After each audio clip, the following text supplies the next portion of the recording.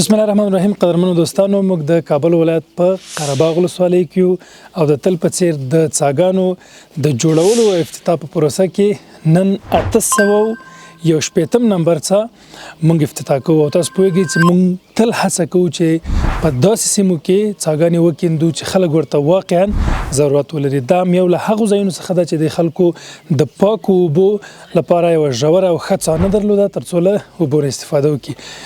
دوه پکې ښه پوینټونه دا دي، یو چې د سړک په سر ده، لارویان چې څوک تیریږي هغوی به هم له دې اوبو نه استفاده کوي. د جومات تر څنګ ده که څوک اودس کوي او د عبادت لپاره هغوی به هم ترې استفاده کوي، او تر څنګ به د کلي خلک او کورونه هم له دې څخه ګټه اخلي. له هغو دوستانو نه ډېره مننه چې تل د قمر بنسټ سره دي او قمر بنسټ سره مرسته کوي. موږ به ستاسو مرستې په پوره ایماندارۍ او امانتدارۍ سره تر اړمنو او بېوزلو خلکو رسو او په بنیادي کارونو کې به مصرفوو.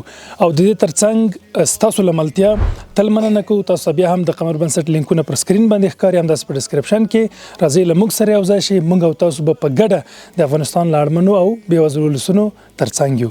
جزاک الله خیر. السلام علیکم ورحمة الله.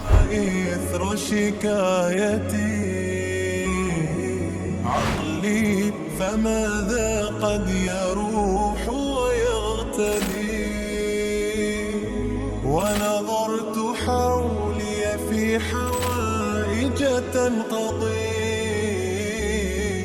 نظر السقيم إلى وجوه العود